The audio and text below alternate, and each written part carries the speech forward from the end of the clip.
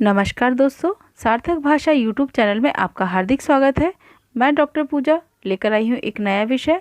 आज का विषय है कक्षा 11वीं पार्ट 2 लघु कथाएं, उषा की दीपावली और मुस्कुराती चोट का स्वाध्याय। पिछली वीडियो में हमने इन दोनों लघु कथाओं का स्पष्टीकरण देखा था। आज हम इसका स्वाध्याय देखेंगे, अंत तक बने रहिए। सबसे पहले देखेंगे शब्दार्थ। दहरी, दहलीज, तरबतर, गीला या भीगा, कृशकाय, दुबला पतला शरीर, बेरहमी, निर्दयता, दयाहीनता, सैलाब, बाढ़, लालसा, इच्छा या अभिलाषा, मुंडेर, छत के चारों तरफ बनी दीवार। बच्चों, आप लोगों ने देखा होगा छत पर एक बाउंड्री बनी रहती है, उसे मुंडेर कहा जाता है। झल्लाना, झुंझला जाना या फिर क्रुद्ध हो जाना। अब देखेंगे स्वाध्याय। स्वाध्याय में सबसे पहले आकलन। आकलन का पहला प्रश्न है लिखिए। यहाँ आपको दिया गया है अ में दावत में होने वाली अन्न की बर्बादी पर उषा की प्रतिक्रिया। अब यहाँ उत्तर इस प्रकार है। उषा की आंखों में आंसुओं का सैलाब उतर आया। अब आप प्रश्न देखेंगे।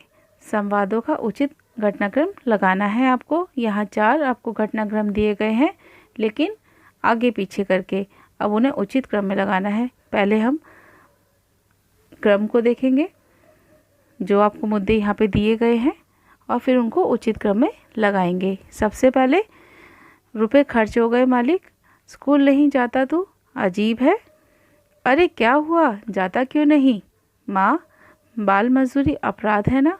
ये मुद्दे हमें दिए गए हैं। इनके उत्तर इस प्रकार है, जिसे उचित घटनाक्रम कहा जाएगा।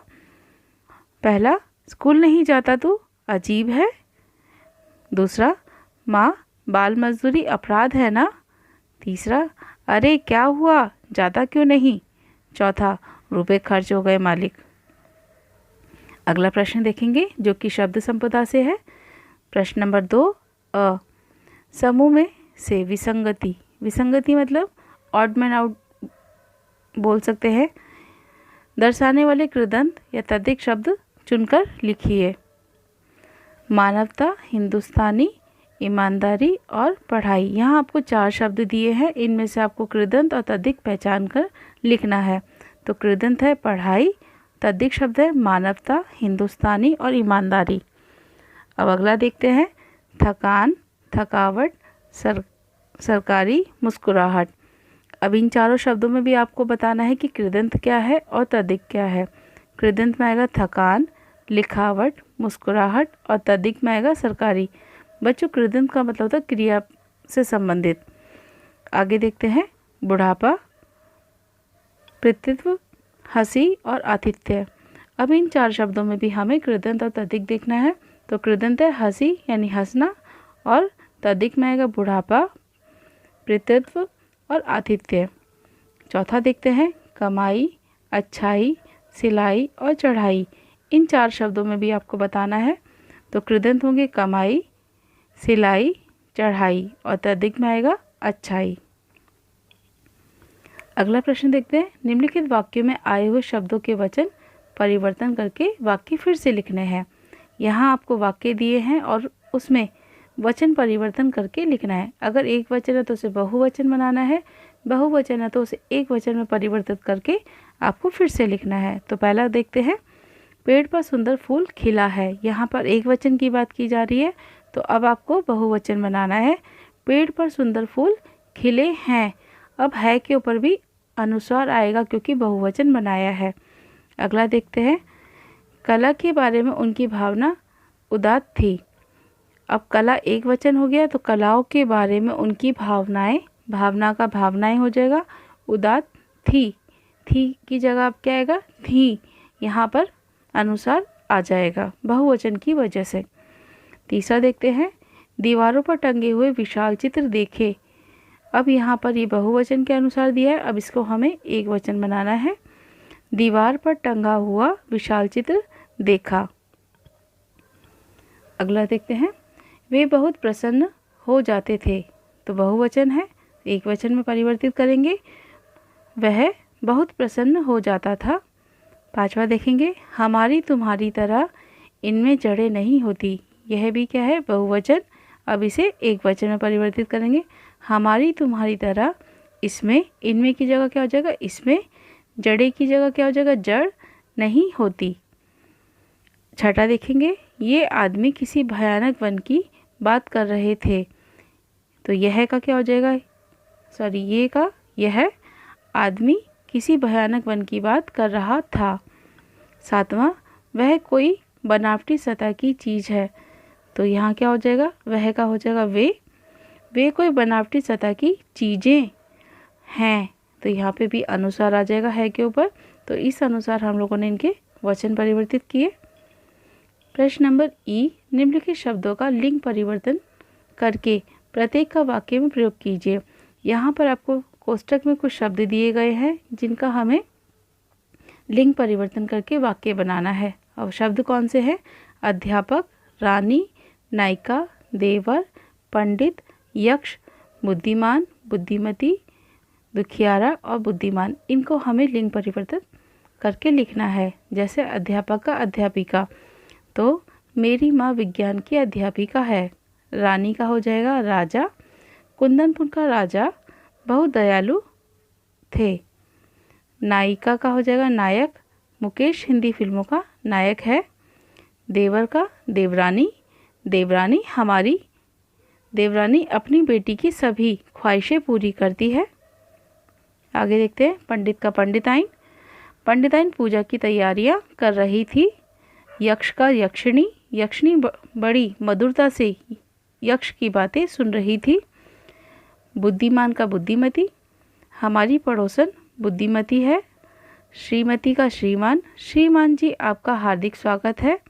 दुखियारा का दुखियारिन, चौराहे पर दुखियारिन फूट कर रो रही थी। विद्वान का विदुषी, नगर में विदुषी महिला की तूती बोलने लगी। इस प्रकार से हम लोगों ने शब्दों का लिंग परिवर्तन करके वाक्य बनाए हैं। आगे चलते हैं। अब बात आती है अभिव्यक्ति की। प्रश्न नंबर 3, अन्न बैंक की आवश्यकता, इस पर अपने विचार लिखिए। अन्न बैंक वे संस्थाएं होती हैं जो निस्वार्थ भाव से दीन और ज़रूरतमंद लोगों को बिना मूल्य के खाना वितरित करती हैं। आज विदेशों की भांति भारत के लगभग सभी राज्यों में ऐसी अनेक संस्थाएं काम कर रही हैं।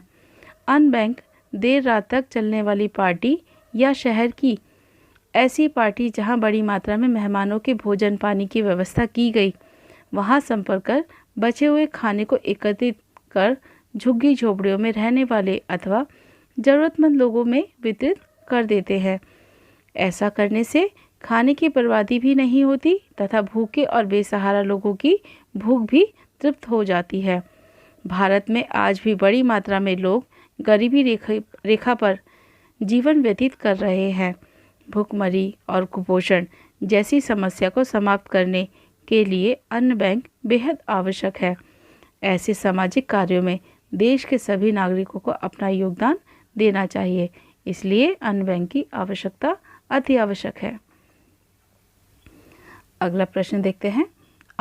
शिक्षा से वंचित बालकों की समस्याएं, इस विषय पर अपना मत लिखिए। 100% शिक्षा के लिए सरकार की ओर से समय समय पर अनेक नीतियां बनाई जाती हैं और उन पर अमल करने का प्रयास भी किया जाता है, मगर अनेक योजनाओं के बावजूद आज भी देश में बहुत से बच्चे ऐसे हैं जिन्हें किसी न किसी विवशता के चलते शिक्षा से वंचित रहना पड़ता है। ऐसी स्थिति में ऐसे बच्चों को अनेक समस्याओं का सामना करना पड़ता है, जैसे उचित अनुचित का ज्ञान न होना। शारीरिक विकास तो हो जाता है मगर मानसिक और बौद्धिक विकास का अभाव रहता है। असामाजिक कार्यों की चपेट में आ जाते हैं, जिससे चोरी चकारी, नशा करना, अपशब्दों का प्रयोग करना आदि की लत लग जाती है। इतना ही नहीं बल्कि आर्थिक परिस्थितियों से जूझने के कारण बाल मजदूरी तक करने को तैयार हो जाते हैं। ऐसे बच्चे समाज में हीनता के ही पात्र बनकर रह जाते हैं। देश के विकास और उत्थान में ऐसे बच्चों के सहयोग की कल्पना भी नहीं की जा सकती। तो इसलिए बच्चों, शिक्षा से वंचित बच्चे जो होते हैं, हमें उनकी मदद करनी चाहिए। पाठ पर आधारित लघुत्तरी प्रश्न नंबर 4, उषा की दीपावली लघु कथा द्वारा प्राप्त संदेश लिखिए। उत्तर, उषा की दीपावली एक मार्मिक और संवेदनशील लघु कथा है। इस कहानी में अन्न की बर्बादी न करने का संदेश तो मिलता ही है, साथ ही घर में बचे खाने को किसी ज़रूरतमंद अथवा गरीब को देने की प्रेरणा भी मिलती है।